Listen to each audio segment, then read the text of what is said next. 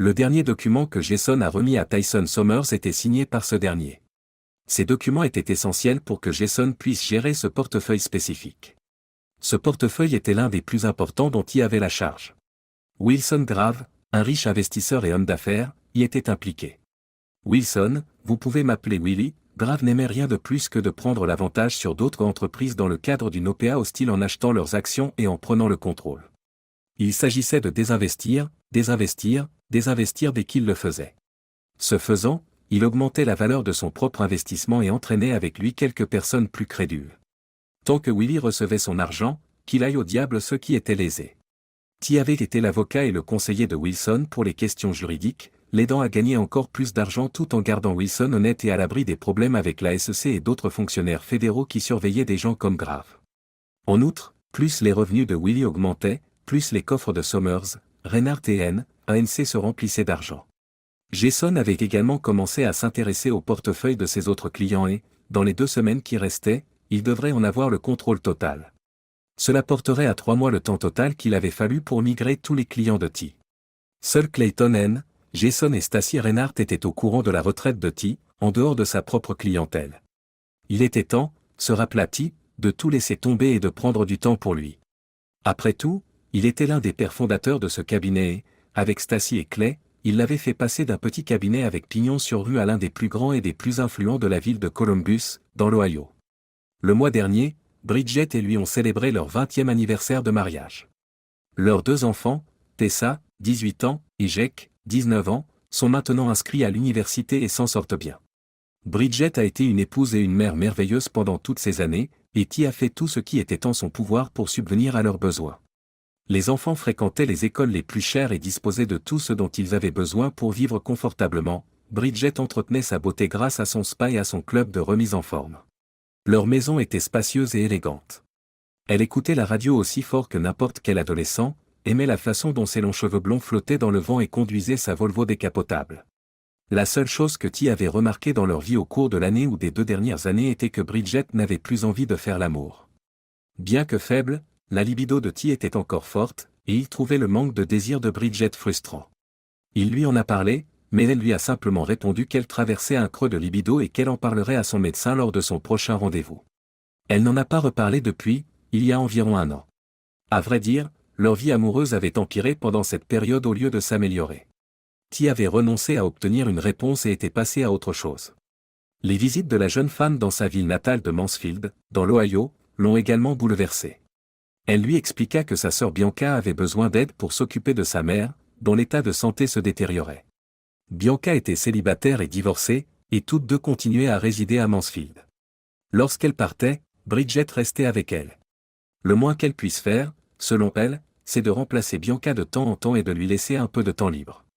Ces voyages ont commencé il y a 6 mois et ont maintenant lieu une fois toutes les 2 semaines. Bridget partait tôt le jeudi et revenait tard le dimanche soir.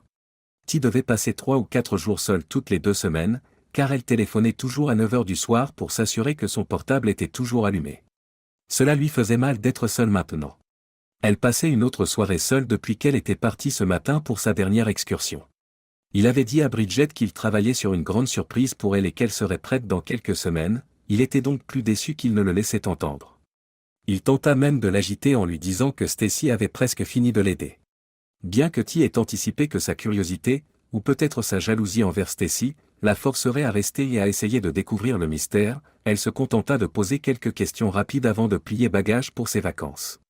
Son manque d'intérêt n'étonnait plus Ty, il l'ignora donc et la laissa finir ses bagages. Sachant qu'elle serait partie dans 1 heure, ils firent leurs adieux habituels, et il partit rapidement au travail.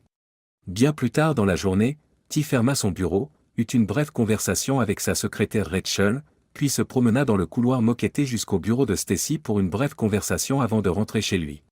Comme il le faisait avec tous les associés, il frappa une fois et força la porte. Ils étaient habitués à le voir débarquer à l'improviste, à des heures bizarres. « Hé, Stas. Tu es prêt à t'arrêter pour la journée ? Je paie si tu veux prendre une bière fraîche. Je ne suis pas pressé de rentrer dans une maison vide. Bonjour, Ty. J'aimerais bien, mais Roger m'attend ce soir. Nous allons voir une pièce de théâtre à l'école. Rock Jr. joue le rôle principal dans Pirate of Doom. Cela me semble terrible, mais Rock dit que c'est « cool ». Son sourire contredit l'affirmation, d'accord, petit, c'est ta perte. Non, je ne t'en veux pas. Je me souviens de mes enfants et de leurs jeux. Aussi mauvais qu'ils aient été, ils restent tes enfants et ils ne peuvent pas être mauvais. Nous avons des préjugés, mais nous avons le droit. Nous ne savons pas faire mieux, nous sommes des parents. Stacy acquiesce en riant. À 46 ans, elle est encore une belle femme, heureuse en ménage pour la deuxième fois. Depuis 10 ans, celle-ci persistait. Ti aimait bien son mari, Roger, et le connaissait bien. Comment se déroule mon projet? Tu as tout ce qu'il te faut? Je peux demander à Jason de te donner un coup de main si tu en as besoin. Secouant la tête, elle leva les yeux. Comme tu l'as promis, Jason est un très bon travailleur et il sera un atout en ton absence. Tu sais, Ti, j'aimerais vraiment pouvoir t'en dissuader. Surtout en ce qui concerne la retraite. Tout est sur la bonne voie et dans les temps. Il ne devrait y avoir aucun problème. Donne-moi juste la parole et je m'en occuperai. Vous savez à quel point vous nous manquerez. C'est avant tout grâce à vous que nous avons réussi. Au début, je me suis accroché à tes basques et j'ai adoré le voyage. C'est toi qui me manqueras le plus. Êtes-vous certain que vous ne déciderez pas de reconsidérer votre retraite? Aucune chance, Stacy, et ne te sous-estime pas. Vous avez porté votre propre poids à l'époque, comme vous le faites aujourd'hui. Clay et toi réussirez admirablement. Et maintenant, nous avons un groupe de jeunes gens incroyables. Leur volonté de s'investir et de travailler dur m'impressionne vraiment. Jason, et peut-être dans 1 an ou 2 Alice Chambers, se verront proposer un partenariat. Peut-être. Je pense qu'ils sont tous les deux formidables, et il est évident que vous avez une confiance totale en Jason. Je vous verrai demain et dans 2 semaines, je serai à la célébration. Rogue est impatient d'y participer aussi. S'il vous plaît, amenez-le. Très bien, bonne nuit.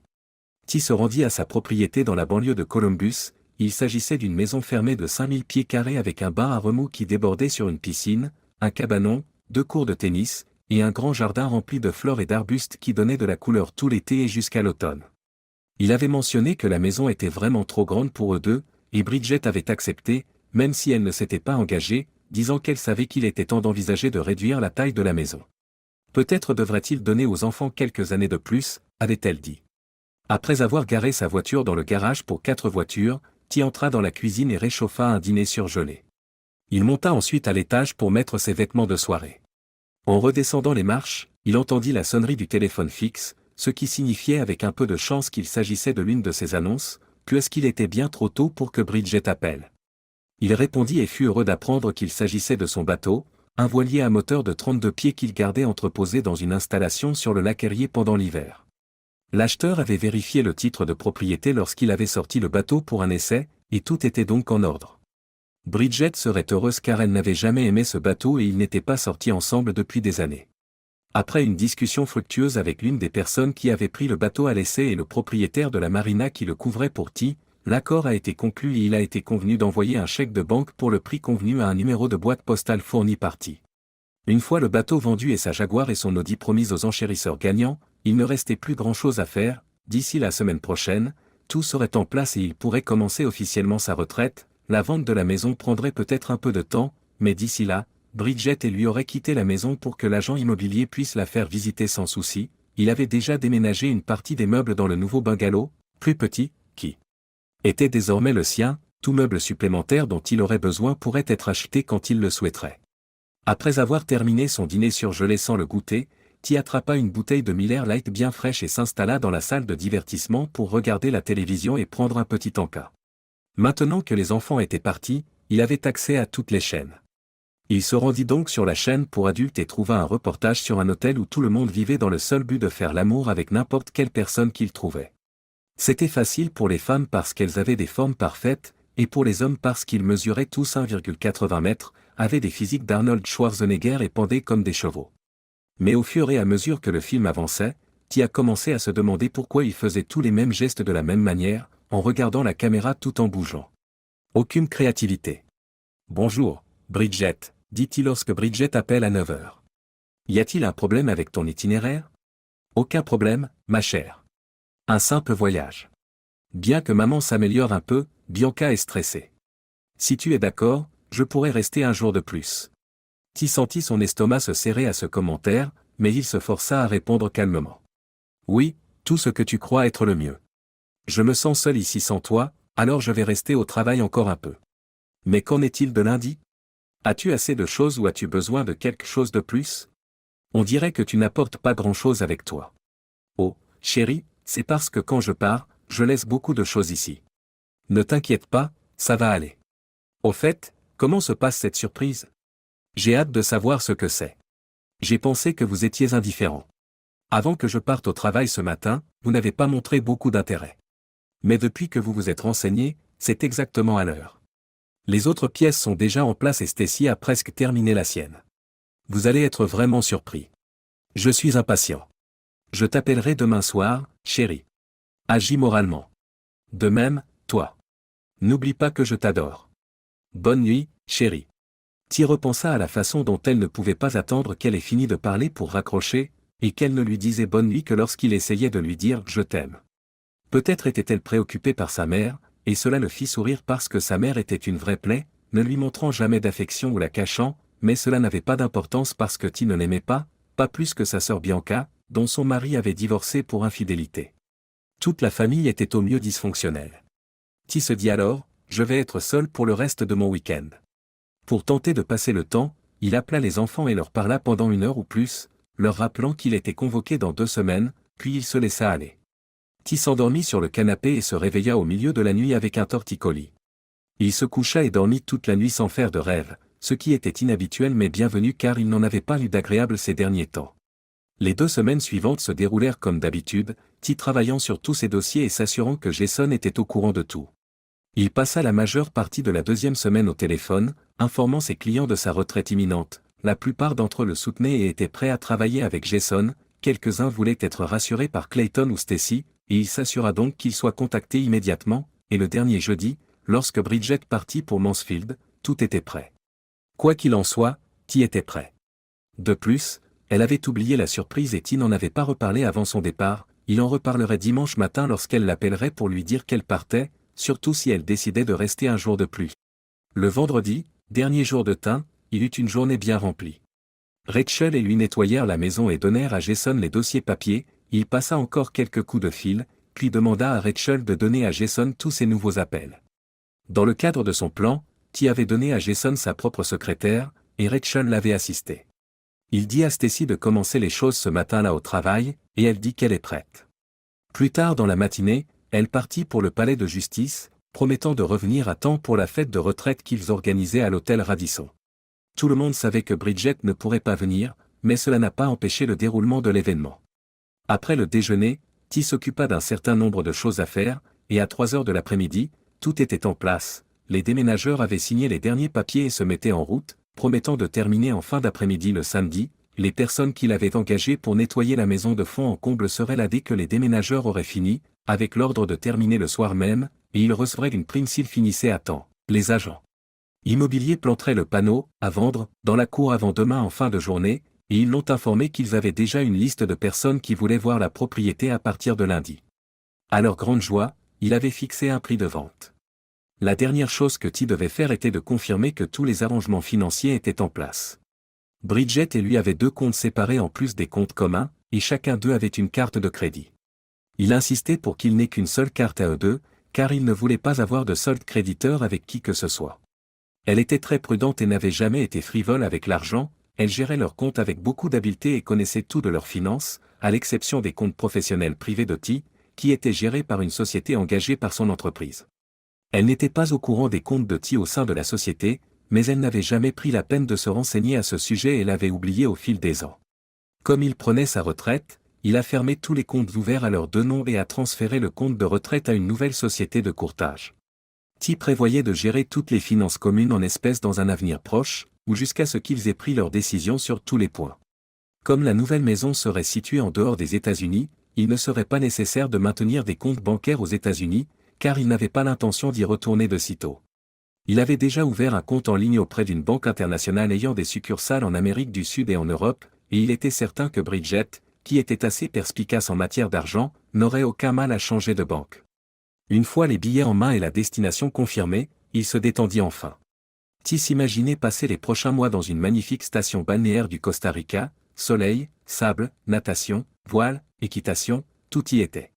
Ty s'était rendu seul sur place pour s'assurer que la brochure était exacte, et il avait demandé à Rachel de s'occuper du voyage et des réservations, car il voulait que tout soit finalisé avant son départ à la retraite. Ses clients savaient qu'il était bon dans ce qu'il faisait, ils reconnaissaient donc sa valeur et lui versaient des honoraires importants, qui avait investi ses gains dans des comptes à haut risque et avait très bien réussi au fil des ans. En tant qu'avocat, il connaissait la loi et avait transféré la majeure partie de son argent légalement sur des comptes offshore sans aucun accord avec les États-Unis. Ces comptes étaient toujours intacts, là encore, Bridget n'était pas au courant de l'existence de ces comptes, ce qui a contribué à la surprise, et si elle avait été au courant, elle aurait été choquée d'apprendre combien ils valaient. Une fois la journée terminée, T s'est rendu au Radisson pour y fêter son départ à la retraite.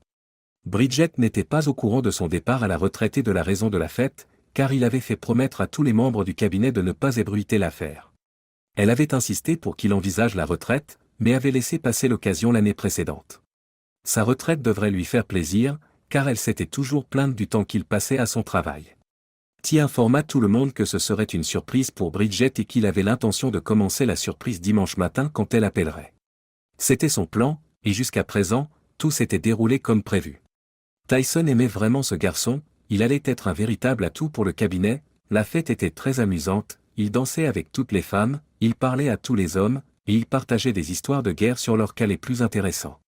Stacy et Clay étaient présents avec leurs épouses, et T a parlé avec eux pendant un moment, ils étaient les seuls à connaître tous ses plans et ils avaient juré de garder le secret en tant que ses avocats attitrés. Il savait qu'elle était secrètement heureuse de ce qu'il faisait, mais elle ne le disait pas. Il dansa avec elle et ils discutèrent des prochaines étapes. Tu crois vraiment que tout est prêt? Je veux m'assurer qu'elle sera déconcertée lorsqu'elle rentrera chez elle dimanche soir. Assurance?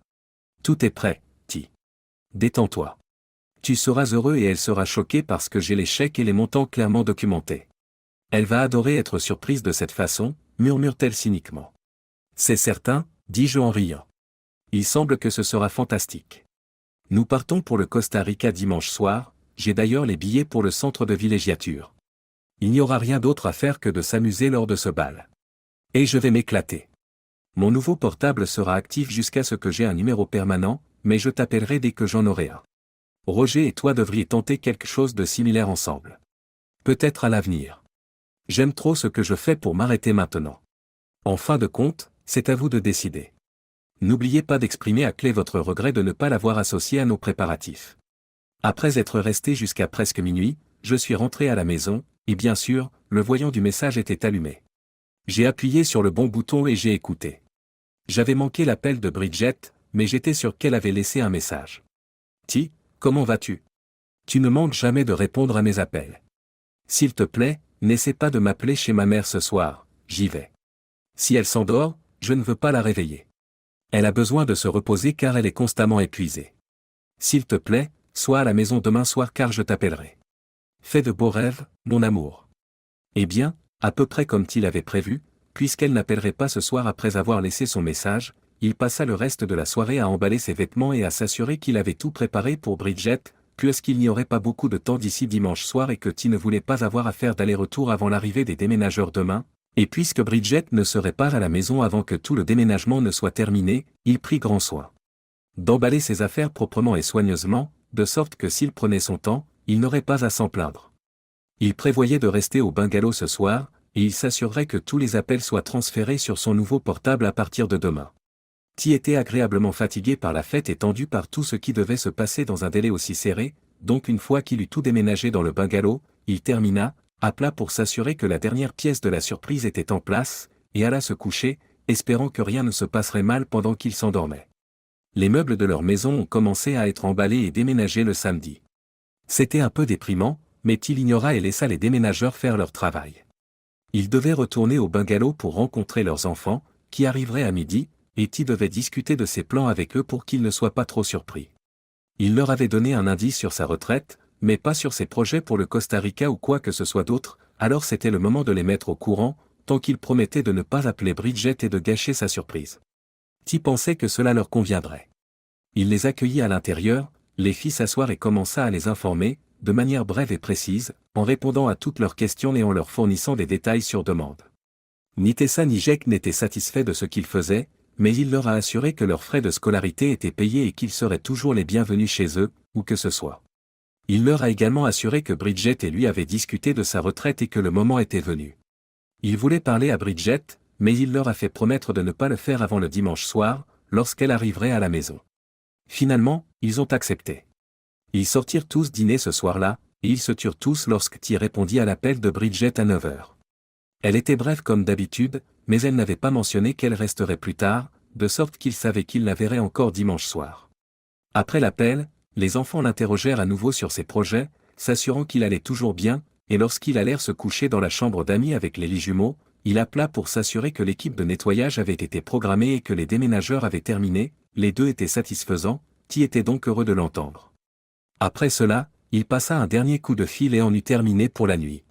Aujourd'hui, dimanche, était un de ces jours où il n'y avait pas grand-chose à faire et où tout était presque prêt. Il retourna au bungalow et attendit que Bridget l'appelle pour lui dire qu'elle était prête à partir. Il s'attendait à ce qu'elle appelle à son heure habituelle, c'est-à-dire entre 10h et 10h30. Les enfants étaient sortis pour aller chez des amis de la maison, et Ty était donc seul lorsqu'elle appela. Il répondit donc après la première sonnerie.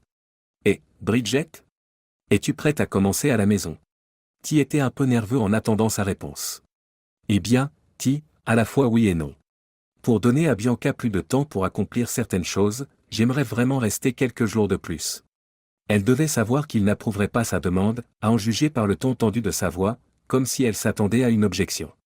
En entendant ces mots, Ty sentit la colère qu'il avait réprimée ces derniers mois tenter de s'échapper. Elle voulait rester quelques jours de plus ? Pourquoi ?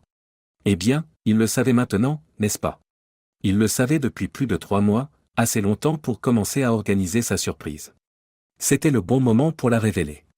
C'est le moment de mettre en œuvre ces 3 mois de préparation, une fois qu'il aura des preuves solides. C'est le moment.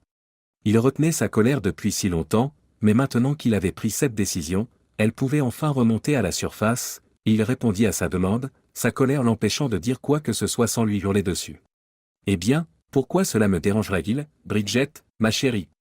Kevin, est-ce seulement que tu souhaites passer quelques nuits de plus avec ton amant ? Étant donné que tu as profité de lui et de l'autre gars, quel est son nom, pourquoi cela devrait-il m'inquiéter maintenant ? C'est ça, Ben, c'est ça. » Maintenant qu'il était en colère, il avait du mal à s'empêcher de lui crier dessus. « Cela fait 6 mois que tu t'adonnes à cette activité. Ou cela dure-t-il depuis plus longtemps ? Je ne peux pas le dire avec certitude. Mais vraiment, c'est quoi ce bordel ? Ça fait un moment que ça dure, et je suppose qu'on s'attendait simplement à ce que je l'ignore. » Il posa finalement l'instrument incriminé sur la table, sa main tremblant sous l'effet de sa colère restante, puis il y eut un silence à l'autre bout du fil, suivi d'un sanglot, puis le téléphone s'éteignit. Ty fixa le téléphone dans sa main comme s'il s'agissait d'un serpent sur le point de frapper. Il réalisa que Bridget avait raccroché de son côté, et c'était une surprise à laquelle il ne s'attendait pas. Le téléphone de Ty sonna avec force alors qu'il s'affaissait sur la chaise à côté de la table, il le fixa, sans comprendre, tandis que le son se répercutait sur les murs, il continua à sonner, le téléphone jetable qu'il avait acheté dans ce but précis n'ayant pas de messagerie vocale, enfin, il le prit et appuya sur le bouton « Parler ». Le licenciement brutal du mari de cette salope l'a pris au dépourvu et a éteint sa colère comme un seau d'eau sur une flamme. Il était maintenant engourdi, mort à l'intérieur et engourdi par la douleur qu'il avait retenue avec son plan d'action. Sans l'exutoire cathartique de sa colère et de sa douleur, il était soudain impuissant à arrêter la douleur perçante qui lui enserrait le cœur. C'était tout ce qu'il pouvait sortir. Sa colère s'était éteinte avec la fin soudaine de tout cela. Il était prêt à se disputer ou à crier. Par le petit haut-parleur, la voix irritée de Bianca lui cria « Ty. C'est Bianca. Ne quittez pas. » Bridget est presque hystérique et en plein désarroi. Elle a pris sa voiture et s'est envolée d'ici. Comment t'es-tu adressé à elle ? Ty, qu'as-tu fait ? Comment diable as-tu fait pour qu'elle se sente ainsi ? Comment diable as-tu fait cela ? Tout à coup, il avait une nouvelle cible pour sa colère. Cette cible était tout aussi responsable de la trahison de Bridget que l'avait été sa femme. Eh bien, ma chère belle-sœur Bianca, je lui ai simplement conseillé de rester aussi longtemps qu'elle le souhaite, afin qu'elle puisse perdre du temps supplémentaire à salir Kevin Clark, son petit ami. Je suis bien au courant de vous deux, Bridget, Ben Stinson et Kevin, ainsi que de vos petits amis. Je suis au courant du motel où vous séjournez régulièrement et des soirées que vous passez ensemble, tous les 4 seuls. Avec les lumières éteintes, les choses doivent devenir assez confuses. Oh mon Dieu! Ty, s'il te plaît, ne fais pas ça. Tu dois lui laisser le temps de s'expliquer. Ce n'est pas ce que tu penses, Ty. Elle n'aime pas Kevin. Je partage avec elle la même responsabilité pour ce qui était clairement une erreur idiote. Bridget a juste de l'amour pour toi, Ty. N'agis pas bêtement en ce moment. C'est trop pour vivre, les gars. S'il vous plaît, merci. Veuillez attendre que vous puissiez parler à Bridget. Voulez-vous bien? Il y aura déjà quelqu'un ici quand elle arrivera. Je ne serai pas le seul à l'attendre, et il n'y aura pas de discussion non plus. Quoi qu'il en soit, quoi qu'il en soit. Elle voulait rester plus longtemps pour pouvoir continuer à coucher avec Kevin, alors elle s'en fichait. Maintenant, elle aura un temps illimité pour faire ce qu'elle veut avec qui elle veut. Alors je pense que l'avenir vous réserve beaucoup de plaisir à tous les deux. Non, merci. Ti, s'il te plaît, ne dis pas ça. Dieu, s'il te plaît, ne dis pas ça. S'il te plaît, merci. Elle va en mourir. Elle va mourir parce qu'elle t'aime profondément. Tu ne peux vraiment pas faire ça, Ti. Non, tu ne peux pas. Et les enfants? Et Tessa et Jake? Tu ne peux pas leur dire, Ti. Je leur ai déjà dit, Bianca, c'est trop tard. Je leur ai raconté toute l'histoire et j'ai expliqué comment vous nous avez tous les deux traités comme des ordures. Quand leur mère leur a dit qu'elle s'occupait de sa mère et qu'elle donnait une pause à sa sœur, je leur ai dit ce que leur mère avait fait pendant tous ces week-ends. Pour ton information, ils l'ont très bien pris. Stacy l'a plus mal pris que Jake, mais ils lui pardonneront probablement car elle a toujours été une bonne mère, jusqu'à la première fois où Kevin a couché avec elle, leur faisant oublier chacun d'entre nous. Ti, il n'y a pas d'espoir pour vous deux? Vas-tu gâcher 20 ans d'un mariage merveilleux pour ça? Ti, s'il te plaît, réfléchis à ce que tu fais. S'il te plaît? Oh, Bianca, tu devrais le savoir. Toi et Bridget m'avez mis dehors avec nos enfants. Je n'ai pas fait ça. Au revoir, Bianca, et dis au revoir à ta mère de ma part. Elle ne m'a jamais aimé. Après s'être déconnecté, Ti jeta un dernier coup d'œil au minuscule cottage. Il joua avec la possibilité que Bridget puisse l'adorer. Puis l'idée le fit pouffer de rire. Après avoir éteint toutes les lumières, il posa les clés supplémentaires et la lettre à Bridget sur la table et sortit par la porte d'entrée. Après avoir fermé la porte, il monta dans la voiture qu'il avait louée et se dirigea vers l'appartement de Rachel. Lorsqu'il s'est arrêté, elle l'attendait devant l'immeuble. Après être sorti du véhicule, il l'a aidé à porter ses 3 valises à l'arrière et a tenu la porte ouverte pendant qu'elle montait à l'intérieur. Lorsqu'il a refermé la portière, elle lui a adressé un sourire. Il s'est retourné et s'est glissé dans la portière du conducteur. « Eh bien, Rachel, es-tu prête pour ça ?» Elle posa sa paume sur sa joue et rit. « Tu ferais mieux de le croire, mon amour. Ça a été l'enfer de te voir tous les jours au cabinet sans pouvoir te toucher ou te parler. Si Bridget ne t'avait pas jeté pour que je m'en empare, et si elle ne nous avait pas donné ces week-ends, je ne pense pas que j'aurais pu le supporter plus longtemps. Dieu merci, il y a des femmes infidèles. » Elle rit à nouveau alors qu'ils s'en vont. Bridget. Je me suis senti bizarre, comme si je n'aurais pas dû contacter Ti pour voir s'il serait d'accord pour que je reste quelques jours de plus. J'en ai parlé à Bianca, mais elle m'a simplement ri au nez et m'a demandé si je voulais passer quelques nuits de plus avec Kevin et Ben. Comme c'était souvent le cas, lorsque je repensais au temps que j'avais passé avec eux, j'avais des remords. Cependant, comme auparavant, ces remords n'ont pas pu contrer mes pensées coquines. Avec un frisson, j'ai décroché le téléphone. Comme d'habitude, la conversation a commencé avec Ti qui m'a demandé quand je rentrais à la maison. Il m'a rappelé que Ti n'avait aucune idée de ce monde, et sa voix normale m'a donné la confiance nécessaire pour poursuivre mes objectifs. Je lui ai demandé si je pouvais rester quelques jours et je suis parti. Lorsque j'ai enfin regardé Bianca, son sourire m'a conforté dans l'idée que j'étais sur la bonne voie. Ti ne s'y opposerait pas et il ne découvrirait jamais ce que je faisais en réalité, me dis-je en attendant sa réponse habituelle de faire tout ce qui me rendait heureuse. Cela lui ferait trop de mal, c'est pourquoi je ne le laisserai jamais l'apprendre. J'aimais vraiment Ti, mais faire l'amour avec lui était devenu ennuyeux pour moi. Heureusement, j'avais découvert un moyen d'aimer mon mari tout en m'amusant avec quelqu'un d'autre. Je n'avais jamais réalisé que j'avais un côté aussi sauvage avant de le rencontrer. J'étais complètement absorbé par le plaisir illicite qu'il me procurait. Je me sentais bien, et mon désir de passer une nuit ou deux de plus avec Kevin et Ben était alimenté par mon propre plaisir. J'imaginais déjà notre nuit ensemble, et cette idée commençait à me réchauffer. C'est alors que les mots sont sortis du haut-parleur, directement dans mes tripes, bouleversant mon monde. « Eh bien, Bridget, mon amour, pourquoi devrais-je m'y opposer? Juste parce que tu veux passer quelques nuits de plus avec ton amant, Kevin? Pourquoi devrais-je m'en soucier puisque tu as fait l'amour avec lui et cet autre type, quel est son nom? Oh, oui, Ben, c'est ça. Tu as fait ça pendant les 6 derniers mois? Ou était-ce plus longtemps? Je ne sais pas exactement. Mais bon sang, ça fait un moment que ça dure, et je suppose que je suis censé faire comme si de rien n'était. Je n'arrivais pas à parler. J'étais paralysé par l'inquiétude et la peur. J'admets que j'ai sangloté à voix haute et que j'ai claqué le téléphone. Un seul. C'est tout ce que j'ai réussi à extraire avant que tout ne devienne clair. Dieu, oh Dieu. Il était au courant. J'allais perdre le seul homme que j'avais jamais aimé, et ma vie était finie. Il fallait que je rentre chez moi. Je devais m'éloigner rapidement pour pouvoir l'attraper avant qu'il ne fasse quelque chose d'horrible. J'ai pris les clés de ma voiture et je suis sorti de la cuisine de Bianca. Après avoir démarré mon véhicule, je suis sorti de son allée. J'ai pivoté et me suis dirigé vers l'autoroute et ma maison. Je devais rentrer chez moi. J'y étais obligé. J'avais l'habitude de mettre 3h30 à 4h pour faire le trajet, mais maintenant je conduisais aussi vite que ma voiture le permettait. La police qui arpentait l'autoroute n'avait aucun pouvoir sur moi, et je me fichais éperdument des limitations de vitesse. Avant que Tim ait le temps de m'abandonner, je devais rentrer à la maison.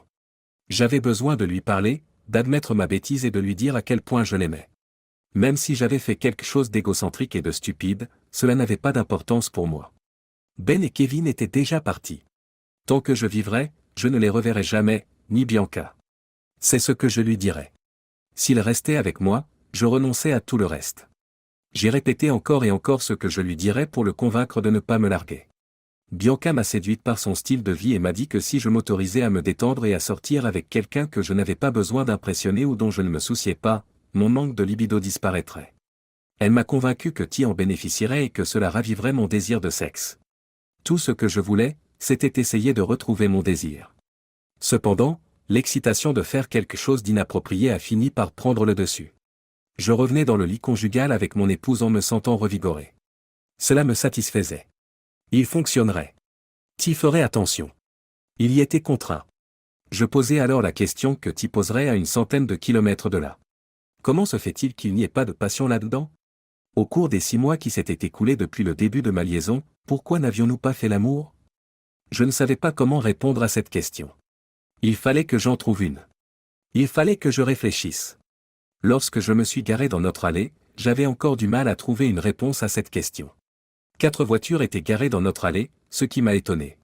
C'est avec une certaine surprise que j'ai reconnu les 2 voitures de mes enfants, mais pas avant qu'un sentiment d'effroi ne s'installe en leur présence. J'ai fait un écart sur l'herbe, je me suis arrêté et je suis sorti de ma voiture pour sprinter en direction de la maison. Ce faisant, j'ai remarqué que quelqu'un sortait d'une des voitures dépareillées et tentait de m'arrêter à la porte d'entrée. Ignorant cet homme, j'ai pris mes clés. Il a tenté de m'arrêter, mais je l'ai repoussé et j'ai forcé la serrure avec ma clé. C'est un échec. J'ai fait plusieurs tentatives, mais en vain. Je l'ai jeté sur la véranda, je me suis pris le visage dans les mains et j'ai commencé à pleurer. Je me suis tourné vers la porte et j'ai commencé à la frapper du poing. J'ai continué à frapper jusqu'à ce que mes mains commencent à me faire mal. L'homme qui était sorti de la voiture se tenait toujours là lorsque je me suis retourné pour jeter un coup d'œil. J'ai répondu par l'affirmative lorsqu'il m'a demandé si j'étais Madame Tyson Somers. Il a ensuite pris une autre enveloppe plus petite et me l'a tendue en disant doucement, « Vous êtes servie, madame. Ce sont les clés de votre nouvelle résidence. L'adresse figure à l'intérieur et la propriété vous appartient sans aucune charge. Vous trouverez l'acte de propriété et les informations nécessaires à l'intérieur. » J'ai accepté les 2 enveloppes et j'ai gardé mon regard fixé sur lui. Mon désespoir et ma douleur avaient engourdi mon esprit. Il a sorti une enveloppe blanche de la taille d'un bloc-notes et me l'a tendue. Elle contient plusieurs chèques correspondant aux comptes d'épargne et aux comptes courants qui ont été clôturés. Cette maison a été mise en vente et le produit de la vente vous reviendra une fois la vente conclue. Tout cela est inclus dans les déclarations de divorce et les termes sont très clairement énoncés. L'homme range sa mallette et se prépare à partir. Il sort une carte de visite de la poche de sa veste. Au cas où vous l'auriez oublié, voici le nom de l'avocat de votre mari. Il s'est écarté et est entré dans son véhicule. Il dit quelque chose à l'inconnu assis dans l'autre véhicule avant de faire marche arrière et de démarrer. Tenant les paquets que l'inconnu m'avait donnés, j'étais incrédule. J'ai remarqué qu'il s'agissait de Stacy Reinhardt lorsque j'ai rapidement regardé sa carte de visite. Ce nom m'a mis en colère, mais elle s'est vite éteinte. Je ne voyais Stacy que comme un problème dans mon esprit. Même si j'en étais conscient, je m'en étais servi comme d'une arme pour faire en sorte que Ty se sente mal au fil des ans. Même si je le savais mieux maintenant, cela ne m'aidait pas de la voir s'approcher de moi d'en haut. Et Bridget, j'ai remarqué que tu n'avais pas l'air bien aujourd'hui. Je voulais te dire que Ty m'a demandé de m'occuper de tout pendant son absence. Si tu as des questions ou des inquiétudes, je peux y répondre. Tout d'abord, Ty a pris sa retraite vendredi. Nous lui avons organisé une grande fête et de nombreuses personnes sont venues lui dire au revoir. Je suis désolé que vous l'ayez manqué, mais vous aviez d'autres choses plus importantes à faire, n'est-ce pas? Deuxièmement, un agent immobilier a été chargé de vendre cette résidence. T a utilisé la procuration que vous avez signée il y a quelque temps pour transférer le titre de propriété à son nom.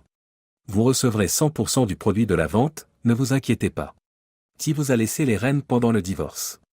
Il a également payé et décoré le joli bungalow qu'il vous a acheté.